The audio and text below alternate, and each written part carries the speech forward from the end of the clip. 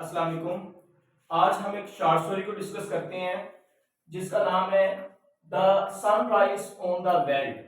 ये sunrise on the weld एक African short story है जो कि डोरिस लेसिंग ने लिखी है, जो कि अक्टूबर 1919 में बॉर्न हुई है और नवंबर 2013 के अंदर इनकी डेथ हुई है।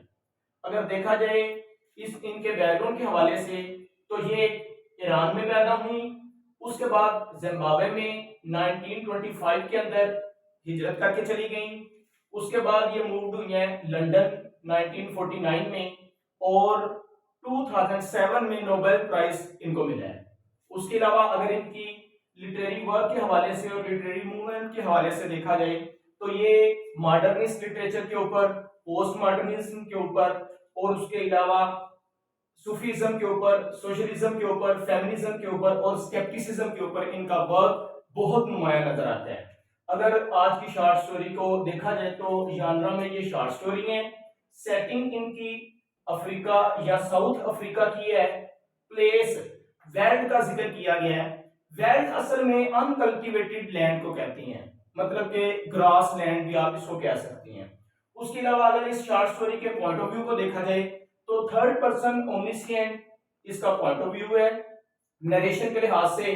पर्पस इसका टीनेजर्स थॉट्स हैं जो कि far away from morality reality होती हैं या फार फ्रॉम मैच्योरिटी होती हैं, मतलब टीनेजर्स के जो थॉट्स होते हैं वो मैच्योरिटी से बहुत दूर होती हैं।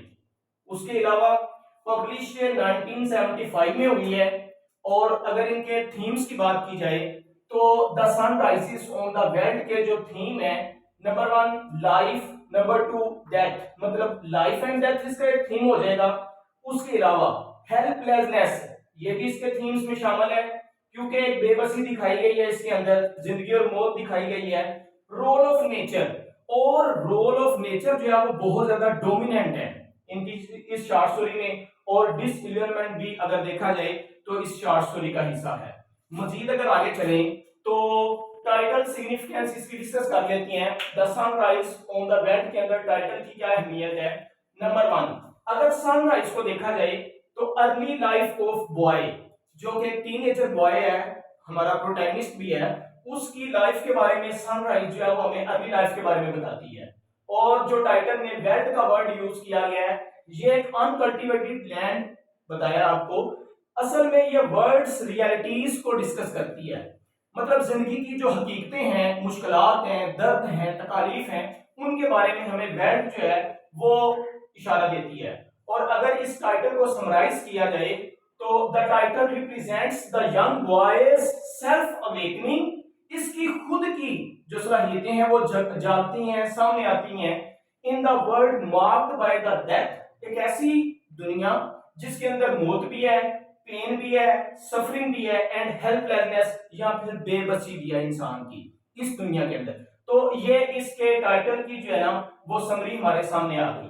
अब अगर हम फर्दर इसके करेक्टर्स को डिस्कस करें तो मेन इसके 5 करेक्टर्स हैं, मेजर 2 करेक्टर्स हैं और बाकी माइनर 3 करेक्टर्स हैं।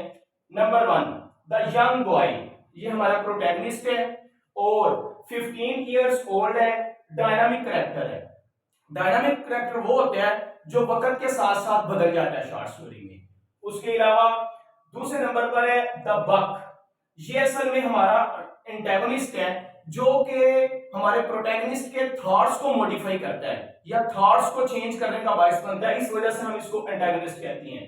और डाइंग इन मिजरी, ये बहुत ज्यादा अफसुर्दगी के अंदर जो है ना बक हिरन को कहती हैं, तो ये बहुत ज्यादा तकलीफ में मर रही है, डाइंग हो रही है।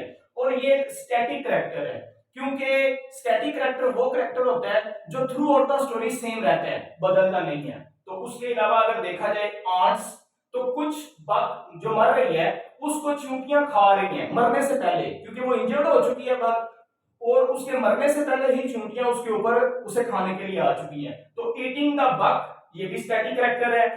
एक डॉग है जो कि हंटिंग एक्सपीडिशन पे जब लड़का जाने लगता है तो उसको अपने साथ लेके चलता है। तो अब ये dog going with the boy flat character है, हमें रियलिटी दिखाता है। और उसके अलावा पेरेंट्स हैं, उनका जो किरदार है वो living in reality static character है।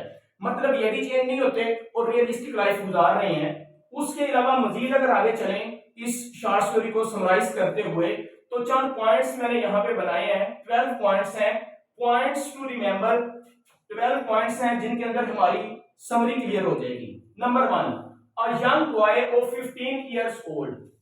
यहाँ के अगर मजीद इसको मैं थोड़ा सा एक्सप्लेन कर दूं, एक 15 साल का लड़का है, वो अपने आप को ये समझता है कि वो बहुत ज्यादा ओवर कॉन्फिडेंट भी है और बहुत कुछ कर सकता है। मतलब सारी कायनात उसके हाथ में है और सारी रियलिटीज जो है वो फेस करने की वो जरूरत रखता है, हिम्मत रखता है और वो कुछ भी कर सकता है।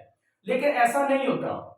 स्टोरी के अंदर वो सुबह सवेरे जाता है शिकार करने के लिए, वहां पे एक बग को मरते हुए देखता है और उसको बचाने की कोशिश करता है। बाद में वो ये एहसास पैदा करता है कि मैं इसको बचा नहीं सकता और उसके ज़हन में ये आता है कि मैं इसको शूट कर देता हूं ताकि जिस तकलीफ के अंदर है इसको रिहाई मिल जाए, और वो उसको शूट भी नहीं कर सकता और मीनवाइल उस बग की डेथ हो जाती है। जब डेथ हो जाती है तो फिर लड़के को एहसास होता है कि इंसान जो है वो कितना बेबस है इस कायनात के अंदर, कि वो कुछ भी अपनी मर्जी से नहीं, मतलब मैक्सिमम हर चीज को नहीं कर सकता।